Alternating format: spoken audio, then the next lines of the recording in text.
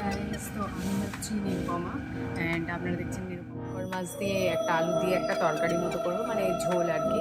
আলু দিয়ে শঙ্কর মাছের ঝোল। আমাদের বাড়ির শঙ্কর মাছটা সবাই খুব ভালোবাসে, তো ওই জন্যে আমি শঙ্কর মাছটা রান্না করব। এই যে এখানে আমি ভেজে নিয়েছি শঙ্কর মাছটা। এই যে খুব টেস্টি খেতে হয়।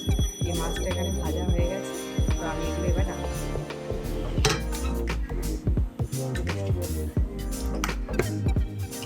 এখানে আমি তেল দিয়ে দিচ্ছি।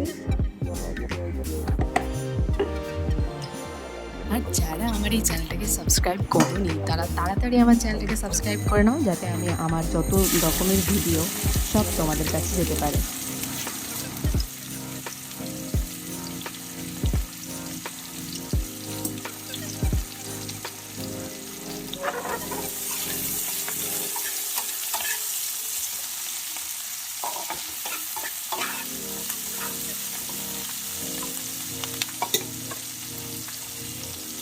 এটা ভালো করে ভাজা হয়ে গেলে এবার এর মধ্যে আমি দেবো আদা রসুনের পেস্ট।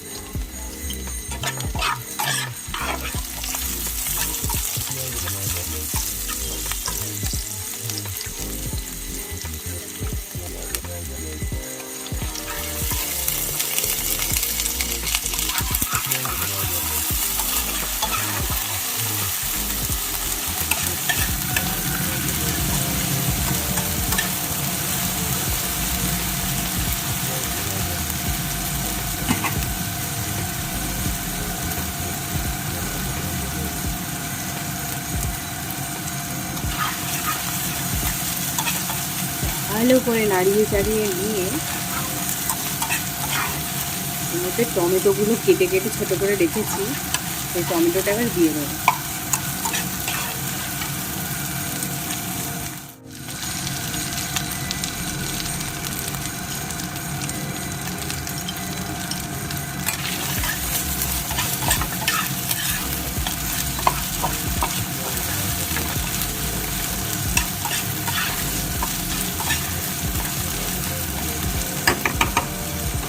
তারপরে এর মধ্যে একটু নুন দিয়ে দেবো, যাতে টমেটোগুলো একটু মজে যায়।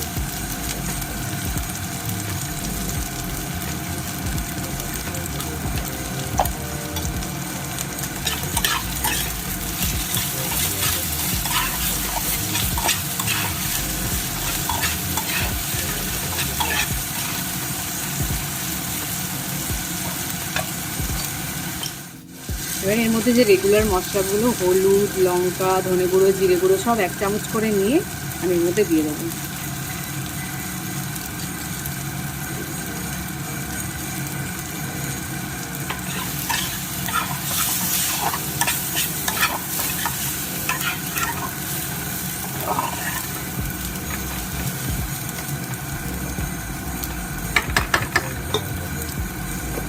আর একটু নুন দিয়ে দেবো স্বাদ মতো।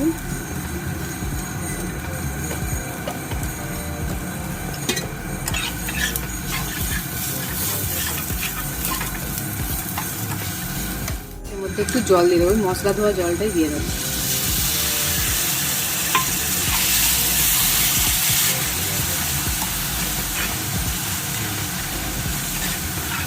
দিয়ে একটু কষিয়ে নেবো।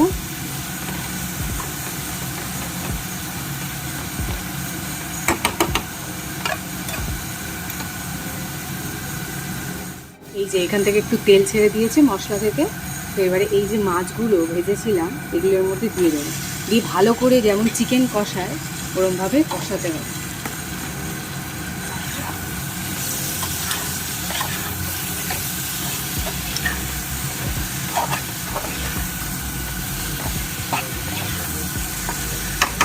তবেই যে মশলাগুলো না ওই মাছের মধ্যে ঢুকবে।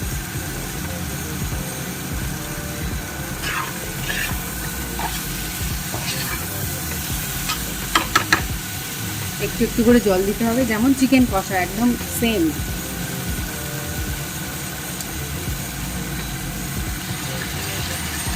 একটু একটু, বেশি না, অল্প অল্প করে জল দিতে হবে, দিয়ে ভালো করে কষাতে হবে।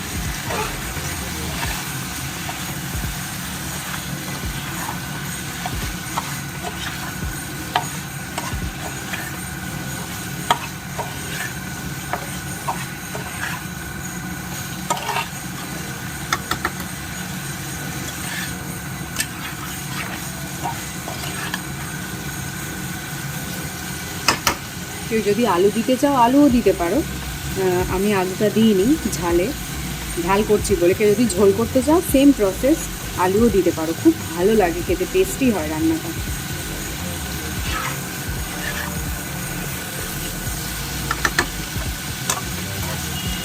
এটাকে খানিকক্ষণ রাখবো যাতে ভালো করে মশলাটা ঢুকে যায় মাছের মধ্যে। আর দিয়ে দেবো যাতে গন্ধটা না বেরিয়ে যায়। চাপা থাকলো, একটু পরে খুলে ভালো করে একটু যেটুকু জলের পরিমাণ দেওয়ার দরকার সেটুকু দিয়ে আর ভালো করে রান্না করে খানিকক্ষণ চাপা দিয়ে রেখেছিলাম, এবারে খুলে ফেলবো।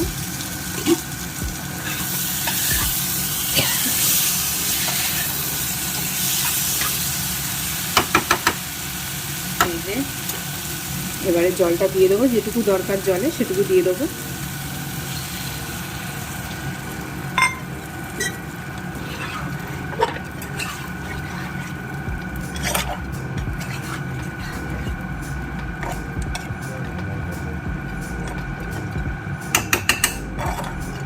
যেহেতু মাছের ঝাল করছি তাই একটু জলের পরিমাণ কমই দেব। দিয়ে এটাকে চাপা দিয়ে দিলেই তাড়াতাড়ি রান্নাটা হবে।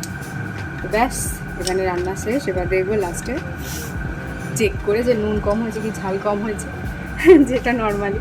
তো এটা চেক করে আমি রান্নাটাকে নামিয়ে দেবো। এই যে টকবগিয়ে ফুটছে, একটুখানি চেক করে নেবো কতদূর কী হলো। লাইক চিকেনের মতো লাগছে না? তো এর আরেকটু ঝোল মোটামুটি কম হবে, যেহেতু ঝাল করছি।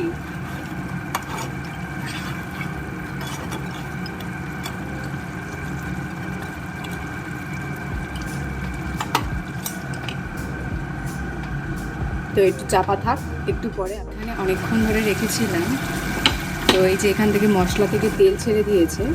তো আমি এর মধ্যে জাস্ট 1 টিস্পুন গরম মশলা দিয়ে দেবো।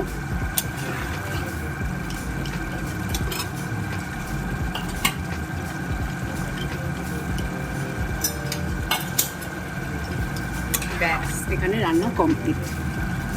খুবই সোজা, খুবই টেস্ট হয় খুব ভালো।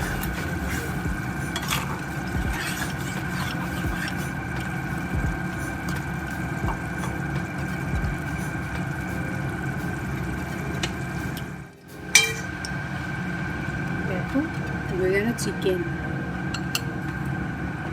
তো এখানে আমার রান্নাটা কমপ্লিট। আর আমার এই ভিডিওটাতে একটু লাইক করে দেবেন, শেয়ার করে দেবেন, আর সবাই ভালো থাকবেন। দেখা হচ্ছে পরের ভিডিওতে।